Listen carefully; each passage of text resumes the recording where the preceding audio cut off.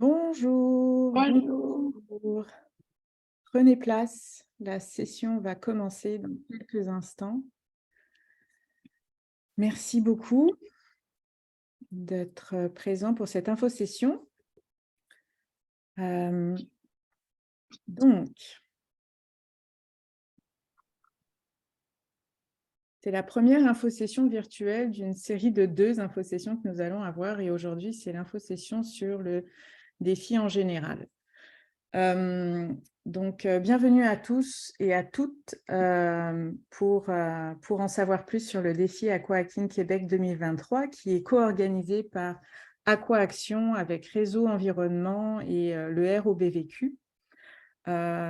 Aujourd'hui, nous allons vous présenter le défi Aqua-Hacking d'une manière générale, les enjeux à adresser pendant le défi, les différents prix à gagner, les critères d'admissibilité et les règles principales du défi. Ensuite, je laisserai la parole à ma collègue Nicole qui va vous présenter le calendrier du défi, les différentes ressources qui sont mises à la disposition des participants inscrits, les critères d'évaluation de la demi-finale et puis toutes les formalités de comment est-ce qu'on s'inscrit au défi Aqua-Hacking et comment on forme une équipe. Puis ensuite, on aura le privilège de laisser la parole à une de nos alumnies, à Patricia Gomez de Clean Nature, qui partagera son expérience avec vous. Puis ensuite, on vous donnera la possibilité de poser des questions et on interagira tous ensemble. Alors, sans plus tarder, commençons avec un petit vidéo. De l'eau potable, des lacs et des rivières baignables, des pluies qui alimentent nos champs et nourrissent nos écosystèmes. Partout au Canada, nous sommes nombreux à prendre cette précieuse ressource naturelle pour acquise. Mais nous nous trompons. Nos cours d'eau sont confrontés à des enjeux importants qui, s'ils ne sont pas résolus, auront des effets dévastateurs au long terme sur notre santé, notre économie et notre environnement. L'eau douce qui nous entoure a besoin de votre aide. Faites la différence grâce au défi Aqua-Hacking, une compétition d'innovation technologique qui révélera votre créativité et l'entrepreneur qui sommeille en vous. Spécialement conçu pour les étudiants et les jeunes innovateurs de 18 ans et plus, le défi Aqua-Hacking encourage la participation de solutionneurs de toutes les disciplines. Inscrivez-vous dès aujourd'hui à un défi. Créez votre équipe. Travaillez sur votre solution technologique. Rencontrez des mentors. Développez vos compétences de leadership. Pitchez votre idée innovante et lancez votre start-up. Science, affaires, technologie. Nous sommes tous dans le même bateau quand il s'agit de l'eau. Participez pour assurer un avenir durable de l'eau pour tous. Vous serez surpris. Accomplir.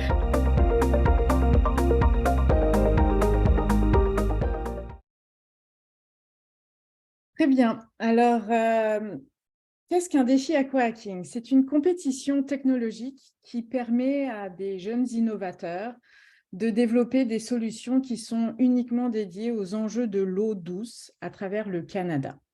Donc, c'est un défi qui dure plusieurs mois. Nous en organisons depuis 2015 à travers le Canada. Nous en sommes avec le défi Aqua-Hacking. Ce sera la 12e édition du défi. Nous en avons fait en présentiel, nous en avons fait en virtuel. On a fait tous les modes de défi.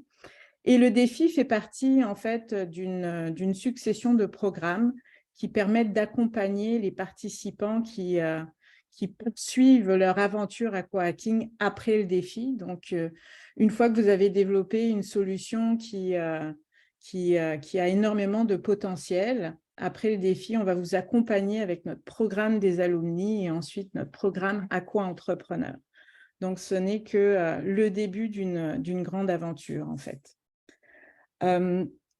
Concrètement, donc comme je disais, c'est une compétition qui dure plusieurs mois parce qu'on souhaite que les solutions qui sont développées dans ce défi aient vraiment un impact, soient vraiment réfléchies et adaptées aux besoins qui sont exprimés dans le cadre de ce défi par ce qu'on appelle les porteurs d'enjeux.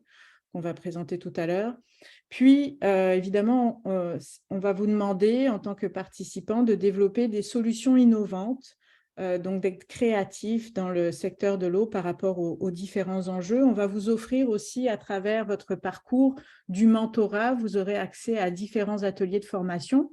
On va vous donner du détail là-dessus dans quelques instants. Et à travers le défi, vous allez être aussi mis en contact avec plusieurs personnes, des experts, des mentors. Vous allez commencer à développer un réseau qui va vous permettre de soutenir le développement de votre solution, mais aussi de l'organisation ou l'entreprise que vous allez vouloir développer autour de votre solution. Donc, les enjeux qui sont adressés dans ce défi, nous en avons 5 qui sont portés par différentes organisations que l'on appelle des porteurs d'enjeux. Nous avons la navigation de plaisance qui est portée par la Coalition Navigation.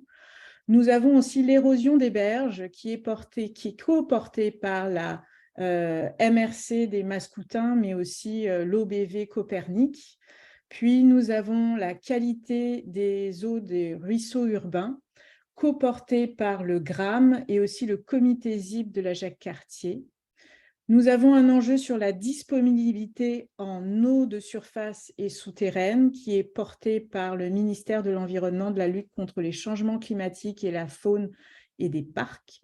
Et ensuite, pour finir, le dernier enjeu qui est sur les habitats sensibles du fleuve Saint-Laurent et de ses tributaires, qui est co-porté par la Société de protection et d'aménagement de l'île aux pommes, ainsi que la conservation de la nature Canada. Voilà, donc derrière ces organisations, il y a des individus qui sont là pour vous accompagner et pour vous expliquer plus en détail les enjeux. Ils ont travaillé fort pour vous présenter les enjeux à travers des webinaires explicatifs. Donc, si vous allez sur la page web du défi, vous allez pouvoir accéder en cliquant sur les petits liens jaunes, en savoir plus, vous allez pouvoir accéder aux différents webinaires explicatifs de chaque enjeu pour les découvrir et faire votre choix. Dans le cadre du défi, vous serez mis aussi en relation avec les porteurs d'enjeux. Vous allez pouvoir leur poser des questions, mieux comprendre les besoins, accéder à certaines données par rapport aux enjeux. Donc, tout cela sera mis à votre disposition. Les prix à gagner, donc il y en a plusieurs et de plusieurs natures. Le prix principal à la fin de cette compétition, c'est un prix financier.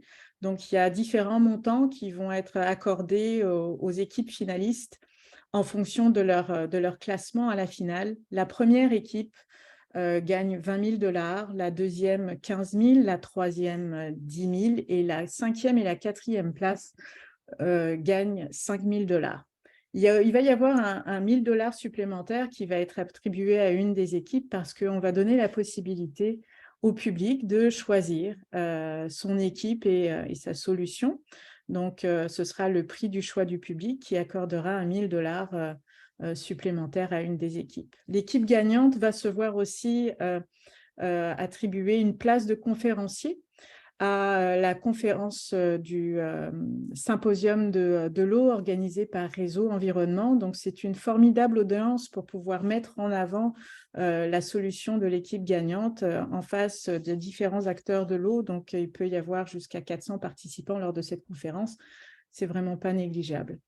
Notre partenaire, l'Every Avocat, va aussi créditer les équipes avec donc des crédits, va mettre des crédits à leur disposition pour que les équipes puissent disposer de certains de leurs services légaux pour les accompagner dans la mise en place de leur entité, de l'organisation de leur start-up éventuellement, puis tout ce qui concerne la propriété aussi intellectuelle, ils vont pouvoir être accompagnés à ce niveau-là. Puis, on a un partenariat avec Mitax, dépendamment de la structure de l'équipe et puis des projets sur lesquels vous travaillez. Vous allez, si vous êtes éligible, vous allez pouvoir compléter votre fonds, l'argent que vous allez gagner lors de la finale. Mitax va pouvoir compléter ce fonds-là et donc rajouter de l'argent pour pouvoir vous aider à développer plus amplement votre solution et continuer son développement. À noter aussi que lorsque les équipes finalistes sont sélectionnées à la demi-finale, donc on en sélectionne 5, chaque équipe finaliste se voit octroyer un fonds de 2 000 $ pour pouvoir les aider à développer leur solution jusqu'à la finale. Donc voilà, ce sont principalement les prix financiers. Mais il y a d'autres avantages à participer à un défi aqua-hacking. Donc, j'en ai parlé un petit peu au début. Vous allez être mis en relation avec différents mentors, mais aussi des employeurs potentiels. Pourquoi pas? On est très conscient que dans le cadre de ce défi, ce ne sont pas tous les participants qui vont vouloir développer une start-up et qu'il y en a certains qui vont vouloir y contribuer, mais après, peut-être qu'ils vont vouloir cheminer ailleurs. Et donc, le cadre du défi aqua-hacking est une formidable opportunité pour rencontrer des employeurs potentiels. Vous allez pouvoir développer aussi des compétences interpersonnelles, techniques et entrepreneuriales. Donc, c'est une belle avenue pour pouvoir explorer ces pistes et développer votre potentiel personnel. Vous allez résoudre des enjeux réels. Donc, les enjeux qui sont présentés dans le cadre du défi aqua-hacking, ce sont de vrais enjeux qui sont présentés par des organisations qui ont de réels besoins. Ce ne sont pas des enjeux théoriques. Donc, ultimement, ce que vous allez développer dans le cadre d'un défi aqua-hacking va réellement avoir un impact. Et ça, c'est extraordinaire et notre alumni va pouvoir vous en parler. Vous allez acquérir une expérience professionnelle pertinente à travers toute cette expérience, justement en ayant la possibilité de résoudre des enjeux réels. Et on va mettre autour de vous un réseau qui sera là pour vous soutenir, particulièrement avec le réseau des alumni, qu'on va vous présenter tout à l'heure. Il y a aussi la possibilité, c'est ouvert à tous les étudiants à travers le Québec. Un professeur de l'ETS qui nous aime beaucoup a ouvert un cours d'été qui donne accès à 3 crédits et qui permet d'accompagner les étudiants qui sont impliqués dans le défi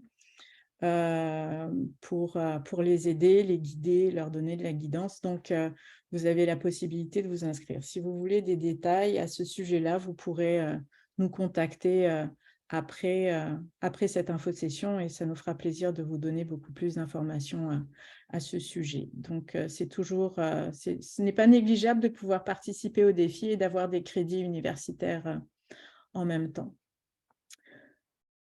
L'admissibilité, qu'est-ce qu'on recherche pour un défi aqua-hacking? Toute personne âgée de 18 ans et résidant au Québec, principalement. C'est assez simple, mais aussi on cherche des personnes qui ont des profils variés. Donc, c'est sûr que c'est une compétition qui est technologique avec un parcours entrepreneurial, mais vraiment tous les étudiants de premier cycle, de deuxième cycle, les jeunes diplômés ou alors les jeunes professionnels en début de carrière sont les bienvenus avec différents types de profils. Que vous soyez dans le domaine de l'eau, que vous soyez dans l'informatique, la programmation, dans l'ingénierie ou simplement vous avez une passion pour le développement durable, pour la cause de l'eau, venez avec vos compétences. Nous recherchons des équipes multidisciplinaires, c'est quelque chose qui nous tient à cœur et vous allez pouvoir faire une différence à travers ce défi. Donc, ne pensez pas que vous devez être expert dans une technologie en particulier.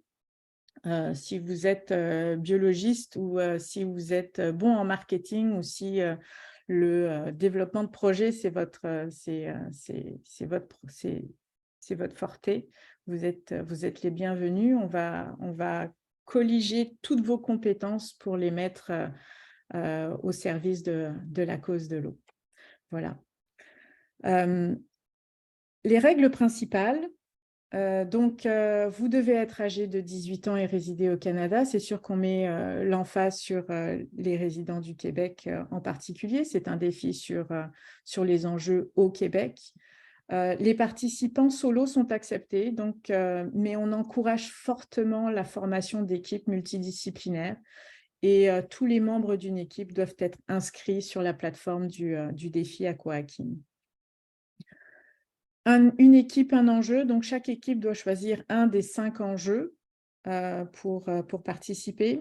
Les équipes aussi s'approprient leurs résultats de leur travail. Donc, ils gardent la propriété intellectuelle de ce qu'ils vont développer. Au sein de ce défi, on n'a aucun droit de regard là-dessus. Il se peut cependant que s'il y a des étudiants qui sont dans des laboratoires en particulier, là, il faut voir avec leur université, s'ils utilisent le matériel de l'université, s'il y a de la propriété intellectuelle avec l'université à gérer. Vous n'avez pas besoin d'avoir déjà une idée préalablement à l'inscription du défi. Joignez-vous au défi, intéressez-vous aux différents enjeux et sélectionnez un enjeu. Là, vous allez pouvoir générer des idées par rapport aux solutions. Donc, vous n'avez pas besoin de présenter une solution avant de vous inscrire. C'est après l'inscription que vous allez développer votre solution. Nous autorisons cependant la participation des équipes qui ont déjà commencé à travailler sur des dessins, des maquettes, des grilles, des feuilles de calcul, des codes qui sont en lien avec des enjeux. Mais vous pouvez aussi également baser votre solution sur un projet réalisé lors de vos études ou développer votre solution comme projet d'études ou d'un cours que vous avez. Ce sont des scénarios qui sont déjà arrivés. Les entreprises et startups déjà existantes de plus d'1 an ne sont pas admissibles. Et pendant le défi ou à l'issue du défi, vous êtes totalement libre de constituer le type d'entreprise que vous souhaitez. C'est-à-dire que vous pouvez incorporer votre start-up, vous pouvez créer une OBNL ou alors une entreprise d'économie sociale. Tous les formats d'entreprise sont les bienvenus et seront soutenus dans le cadre de ce défi et au-delà. Donc, voici pour les règles principales. Et maintenant, je vais laisser la parole à Nicole qui va vous présenter, qui va commencer à vous présenter le calendrier, puis ainsi que tout le soutien que les participants vont avoir à travers le défi. Merci Anne-Pascale. Alors bonjour, je m'appelle Nicole. Je fais partie de l'équipe Aquarks. Aquarks vous accompagnera dès le processus d'inscription jusqu'à la demi-finale. Donc, ça va être vraiment la rencontre avec les porteurs d'enjeux et toutes les mises à jour sur les événements du défi. Le défi se compose de 2 phases avec 2 périodes d'évaluation. La demi-finale, ça va être en juin et la finale en octobre. En ce moment, nous sommes dans la première phase. Donc, la première phase, vraiment, c'est une combinaison entre recrutement, sélection des enjeux et développement des solutions. Au cours de cette phase, comme Anne-Pascale l'a déjà mentionné, vous allez choisir votre enjeu, vous aurez un mentorat avec le porteur d'enjeu et commencerez à travailler sur votre solution. La demi-finale se tiendra virtuellement le 17 juin 2023 et vous allez présenter vos pitchs à plusieurs juges et les 5 meilleures équipes passeront en finale. Donc, après la demi-finale, on passe dans la deuxième phase du défi. Et toutes les équipes finalistes vont recevoir un soutien financier de $2 000. Et ce soutien financier est vraiment pour soutenir le développement de solutions et votre plan d'affaires. Dans cette deuxième phase, vous allez recevoir un camp de formation dans le mois de juillet. Donc, c'est vraiment après la demi-finale. Et ce camp de formation a l'objectif de renforcer les équipes. Donc, c'est vraiment des activités qui vont vous aider à renforcer votre équipe, à faire progresser votre compétence professionnelle et à améliorer la compréhension des enjeux. Et vous recevrez également un programme de mentorat personnalisé dans cette deuxième phase avec divers ateliers et c'est vraiment une préparation pour la finale. Et la finale se tiendra sous format hybride dans octobre 2023. Suivante, s'il vous plaît. OK, donc parlons un petit sur les ressources disponibles. Donc, on va commencer avec les enjeux. Et comme nous l'avons déjà mentionné, les porteurs d'enjeux vont être vos mentors. Donc, c'est vraiment un accompagnement dans tout le défi. Vous pouvez trouver le webinaire expliquant chaque enjeu dans le site web, mais si vous voulez plus d'explications, on peut vous mettre en contact avec le porteur d'enjeux. Vous pouvez faire vous faire un appel avec eux et ils vont vous expliquer un petit peu sur l'enjeu. Ce webinaire contient vraiment toutes les données spécifiques qui vous permettront de commencer à effectuer des recherches sur votre solution. Donc, assurez-vous de vous inscrire dans le site web et de consulter toutes les vidéos. Dans la première phase, on va avoir aussi plusieurs ateliers disponibles.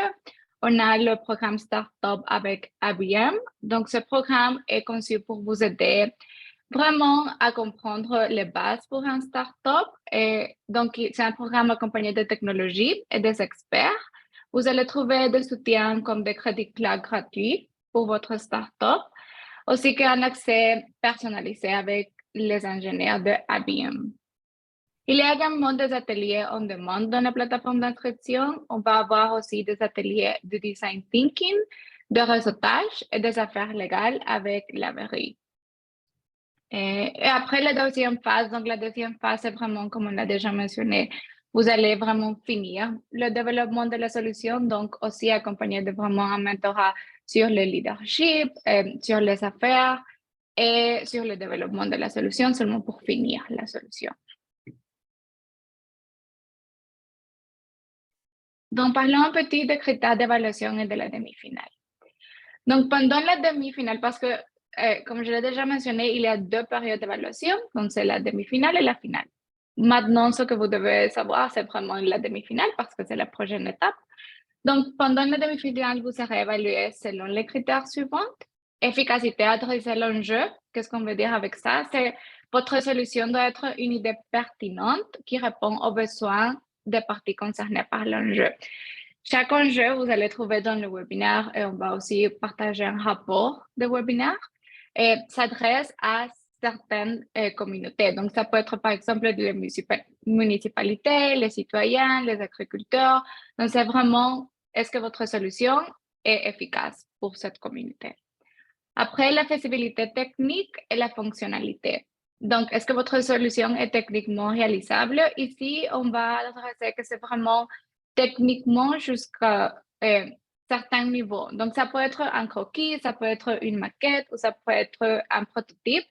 Ça va dépendre de comment vous devez développer votre solution, à comprendre que vous allez avoir la deuxième phase pour finir la solution. Donc, pas de souci, par exemple, si vous présentez une maquette et pas un prototype, parce que vous allez avoir la deuxième phase, mais si vous avez le temps d'arriver jusqu'à un prototype, c'est vraiment encouragé. Après l'innovation, donc vous voulez vous assurer que votre solution est innovante et unique.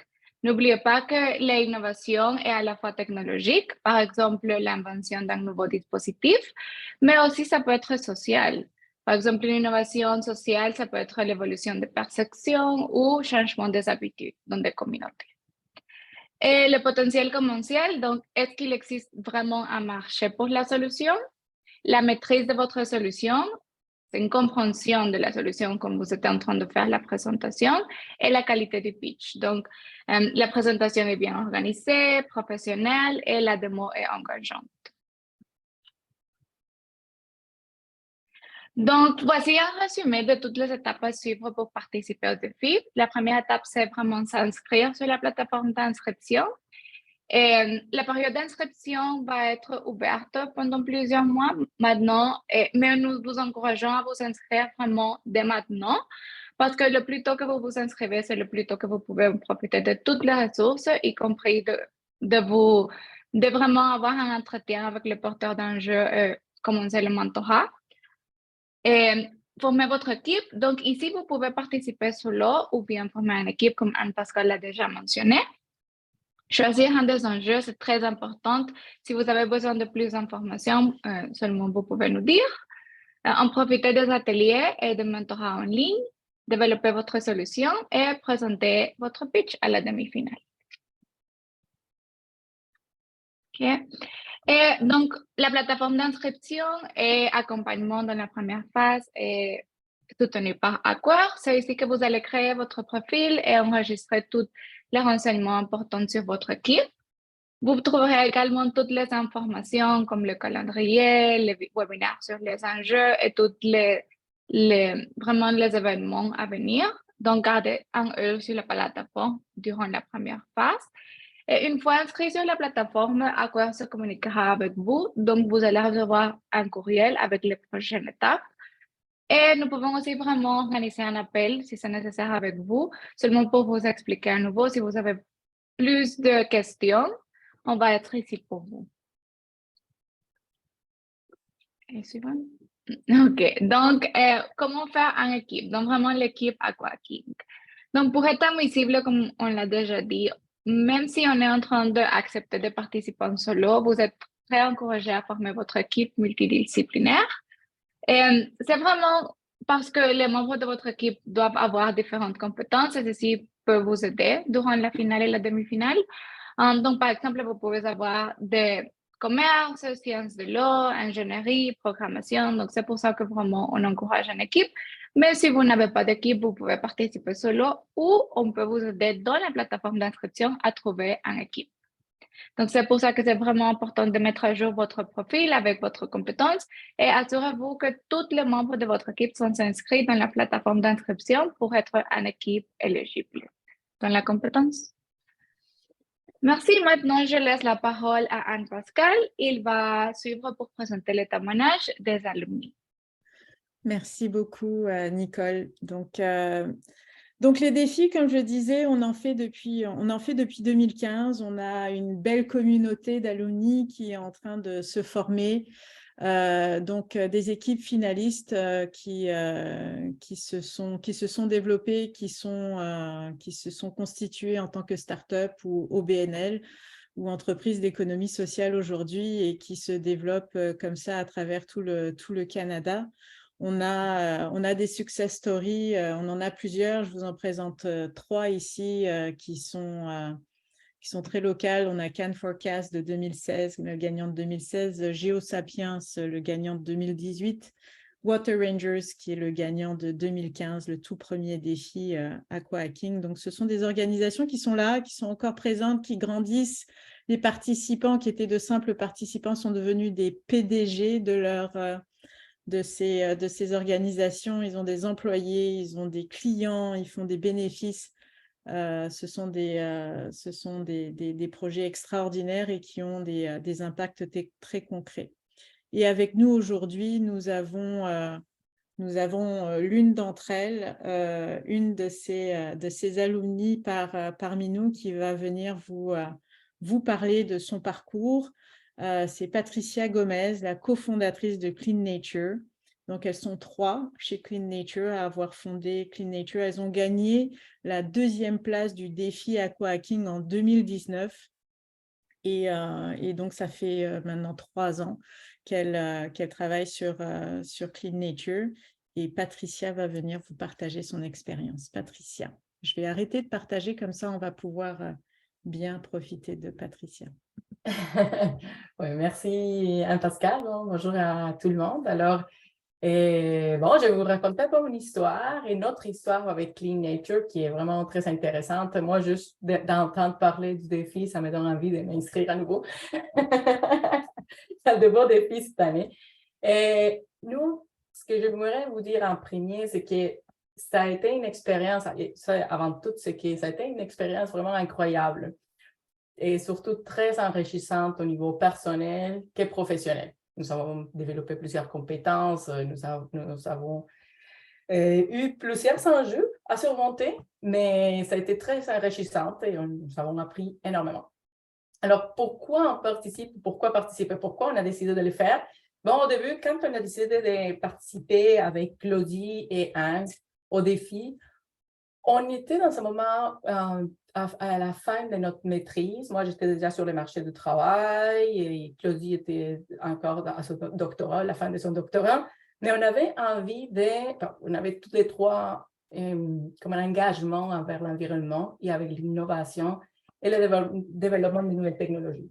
Et on se disait, ce serait très intéressant de pouvoir mettre nos compétences au défi, au profit de l'environnement et des enjeux de l'eau. Mais on ne savait pas trop quoi faire, on cherchait des idées, on cherchait un défi, quelque chose de nouveau. Et finalement, nous avons appris sur Aqua Hacking et on a trouvé ça super intéressant. les raisons pour participer sont très diverses. J'imagine que parmi vous, il y a des personnes, il y a des gens qui ont déjà une idée parce que, je ne sais pas, vous travaillez peut-être sur un projet de maîtrise ou vous avez un projet à l'université ou doctorat qui vous guide un peu vers les domaines à explorer.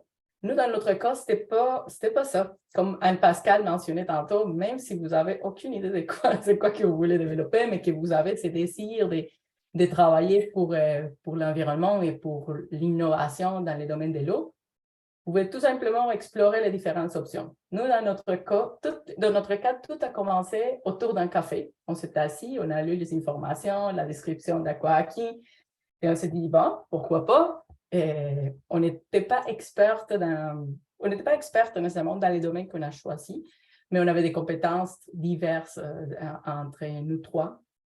Alors finalement, nous nous sommes dit, ben oui, OK, on va regarder tous les enjeux. Nous avons passé à travers les différents enjeux, les problématiques, les possibilités, et on a fait beaucoup de brainstorming. Nous, on se connaissait, notre équipe était constituée avec des personnes, on était des trois relativement proches, on a fait des études ensemble, alors on se connaissait déjà, mais pendant les parcours d'Aqua-Hacking aussi, nous avons rencontré des belles équipes qui ont été constituées avec des gens qui ne se connaissaient pas et qui ont appris à travailler ensemble. Alors ça, c'est aussi faisable. Nous, dans les défis qu'il y avait dans l'année 2019, il y en avait plusieurs, et celui que nous avons choisi, c'était un peu la gestion et la problématique des sels de déglaçage. Alors, c'était pas un domaine qu'on connaissait à 100%, mais on trouvait que c'était un enjeu très important et qui n'était pas adressé suffisamment pour pouvoir trouver des solutions. Alors, nous sommes embarqués là-dessus et là, le travail a commencé. Nous avons commencé à travailler. C'est super intéressant. Il y a beaucoup d'outils, d'informations qui est fournie par Aqua-Hacking. Tous les soutiens. Et ça, c'est super intéressant parce que soit que vous choisissez un domaine dans lequel vous avez de l'expérience, ou soit que vous faites comme nous, de partir de zéro avec une feuille de papier pour essayer de trouver une solution. Et les deux options sont bonnes et les deux options sont intéressantes, mais il y en a qui demandent plus de travail que d'autres. C'est faire découvrir l'enjeu, découvrir les enjeux qui sont amenés par les porteurs d'enjeux, justement, super important. Et je dirais que le plus important, et c'est une chose qui nous a marqué énormément, c'est qu'on commence à travailler, il y a toujours des défis techniques, des défis personnels, des travails en équipe aussi. Et c'est de commencer à travailler, de se maintenir, c'est de rester et de persister. Nous, avec Anne-Pascale, on a une bonne anecdote là-dessus. Nous, à un moment donné, juste avant la demi-finale, on était au point de quitter le défi parce que chacune avait ses enjeux de temps, ses engagements personnels.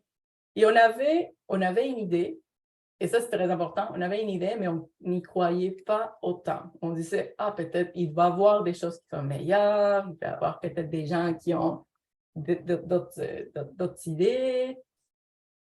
Mais finalement, et Pascal nous a convaincus, nous avons décidé de continuer et d'aller en demi-finale. On n'était pas nécessairement vraiment prêtes pour la demi-finale. On n'avait pas de maquette. On avait notre idée et la connaissance de l'enjeu et ce qu'on voulait développer. Nous sommes arrivés, nous sommes allés à la demi-finale. Ça s'est très bien passé. Et finalement, on était dans les 5 finalistes. On ne pouvait pas le croire, mais c'est très enrichissant. C'était une demi-finale. La demi-finale était à Toronto en anglais. Aucune d'entre nous était bilingue, alors un beau défi à surmonter. Mais ça s'est très bien passé. Nous avons fait la présentation et après avoir fait la demi-finale, nous avons eu la chance d'interagir et de discuter avec plusieurs personnes de différents domaines. Et nous avons découvert petit à petit que notre idée avait un grand potentiel. Et même en faisant toutes les démarches d'études de marché, à discuter avec des gens, même avec des potentiels compétiteurs, on a fait un travail de parler aux gens, de rencontrer du monde. On s'est rendu compte qu'il y avait beaucoup de potentiel. Alors, juste pour dire que finalement, nous avons persisté, nous sommes passés à travers et toutes les différentes étapes d'Aqua-Hacking et nous sommes allés en finale. Nous avons remporté la 12e place. Oui. Et on est très contente de ça. Je vous dirais que là, c'est que ça nous a amené, en plus de tout l'apprentissage pendant les programmes, pendant tous les défis. C'est sûr qu'il y a des moments qui sont difficiles, il faut trouver des solutions, il faut préparer les présentations, il y a plein de choses à faire. Et ça nous a apporté d'un côté un apprentissage. Ça a réveillé dans nous les goûts entrepreneuriaux aussi. Quand nous avons commencé, on n'avait pas un intérêt par l'entrepreneuriat. Notre objectif, c'était de développer une idée pour l'environnement, tester notre chance, voir si on était capable de sortir une belle solution. Et finalement, en faisant les projets, en faisant tous les processus, nous avons découvert qu'il y avait beaucoup de potentiel et qu'on aimait ça en même temps, l'entrepreneuriat. Après la finale, après Aqua-Hacking, alors nous avons décidé d'incorporer notre compagnie. Alors nous avons incorporé Clean Nature, qui est notre startup. Juste pour vous mentionner et revenir un peu sur ce qu'on fait, comme je vous ai mentionné au début, l'enjeu que nous avons choisi, c'était les selles de déglaçage. Alors, nous avons développé un outil intelligent d'aide à la décision pour optimiser l'épandage des selles de déglaçage. Alors, pour se développer cet outil, on devait faire appel à nos compétences techniques, mais aussi, chacune d'entre nous avait des compétences diverses, même si on était toutes les trois dans le domaine de l'eau. Alors, on a tout mis ça ensemble pour développer la technologie. Étant donné que nous sommes partis d'un point juste d'une idée, ça a pris plus de temps et pour la finale, c'est sûr, on n'avait pas encore testé sur les terrains, mais ça, ce n'est pas quelque chose qui est un enjeu. Si vous avez une idée, si vous pensez que ça peut fonctionner, allez-y, juste explorer, travailler là-dessus et après, il va y avoir d'autres portes qui vont s'ouvrir. Pour nous, après Aqua-Hacking, nous avons incorporé la compagnie. Nous avons participé à d'autres défis et nous avons eu des beaux succès. Nous avons participé à Worldwide Foundation, des World Tech Challenge, aussi en 2020, et nous avons été parmi les gagnants, l'équipe gagnante. Nous avons eu l'opportunité d'avoir de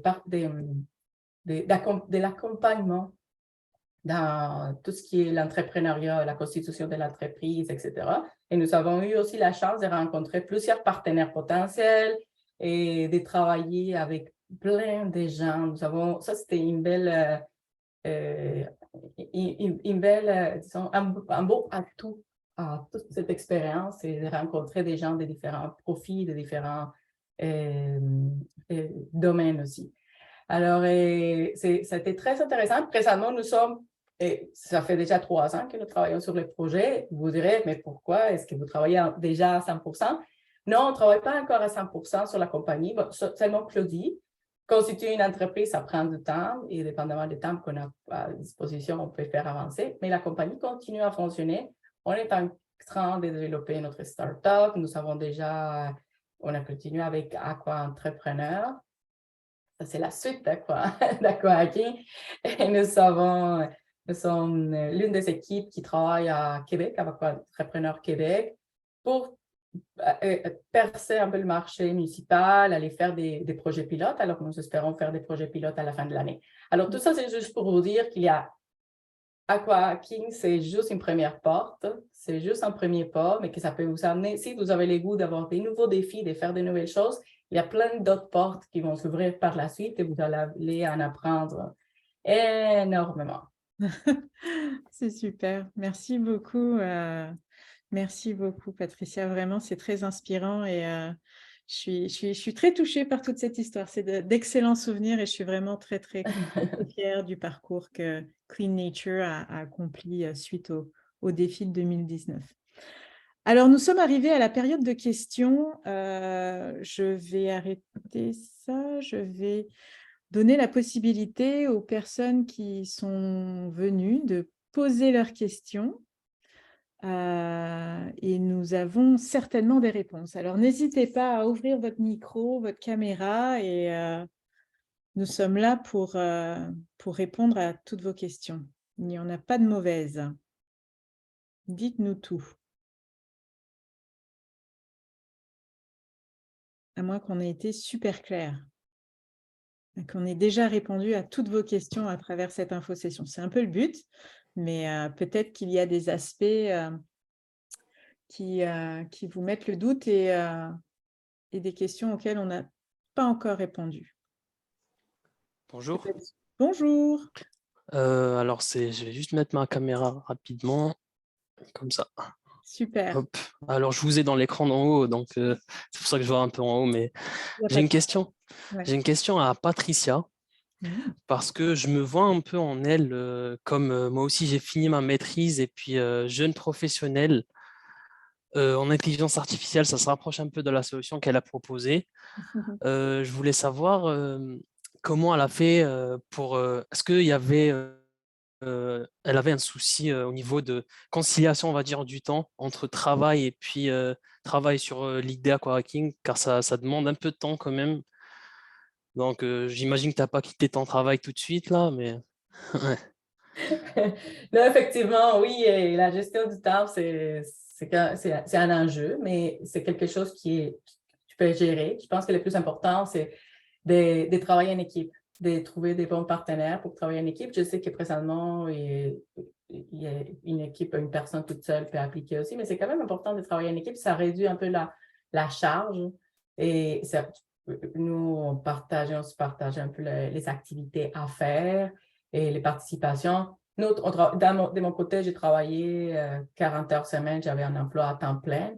Alors, je travaillais les soirs, les fins de semaine. Toutes mes fins de semaine, les fins de semaine, on ne me voyait pas à la maison, je faisais aquahacking. Mais c'était tellement intéressant que tu trouves le goût d'aller de l'avant et continuer. Et oui, il y a une conciliation des temps à faire, oui, effectivement, mais c'est pas impossible, tu peux le faire quand même. Et dans notre cas, c'était la même chose. Moi, j'avais un emploi à temps plein. Anne, elle aussi, elle travaillait. Et Claudie, je pense, si je me rappelle bien, elle faisait son postdoctorat. Alors, on était toutes les trois occupés dans notre quotidien, mais on a trouvé le temps de travailler sur le projet. Ok, d'accord, merci. Très bien. Est-ce que tu avais une autre question?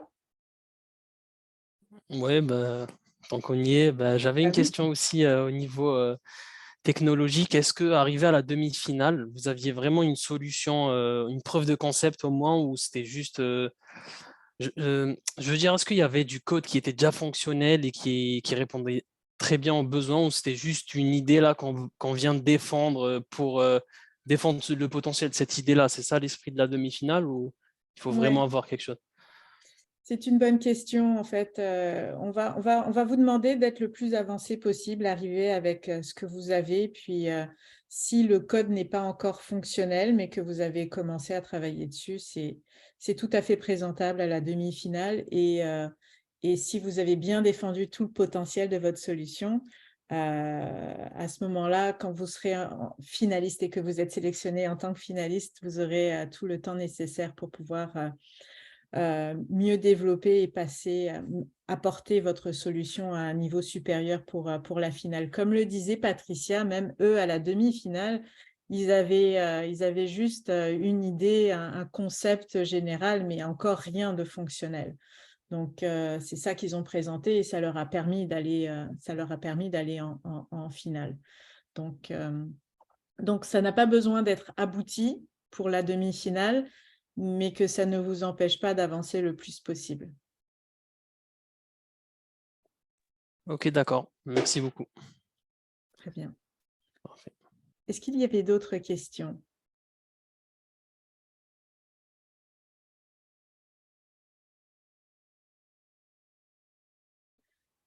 Sarah, Chloé, Jasmin, Adèle, Adam?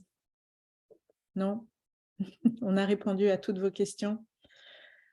C'est parfait. Alors, si on a répondu à toutes vos questions, je vais simplement partager avec vous les prochaines étapes à partir de maintenant. Donc, on vous encourage à vous inscrire dès maintenant pour pouvoir bénéficier des différentes ressources qui sont mises à votre disposition, notamment être mis en contact avec les porteurs d'enjeux pour pouvoir vraiment bien comprendre les enjeux et où sont les points de faiblesse. Ça va mieux vous aider à définir votre solution et de quelle façon vous pouvez adresser les enjeux. On vous encourage aussi à vous inscrire à notre prochaine infosession sur les enjeux, justement. Ça sera un panel de discussion avec les différents porteurs d'enjeux. Ce sera très intéressant. Ça va se passer le 31 mars prochain.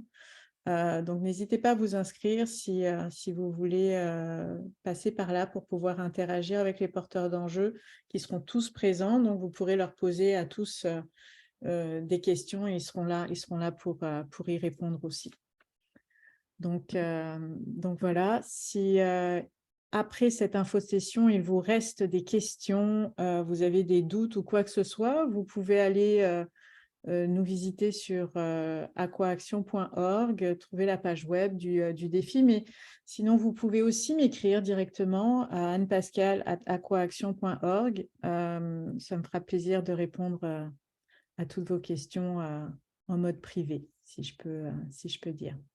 Il ne me reste plus qu'à vous remercier encore une fois d'avoir assisté à cette infosession. Merci beaucoup pour les questions qui ont été posées. Et on souhaite de vous voir sur la plateforme d'inscription et de découvrir vos brillantes et innovantes solutions pour les enjeux d'eau douce au Québec. Merci beaucoup. Merci beaucoup. Bonne journée à vous. Merci. Merci. Merci. Au revoir.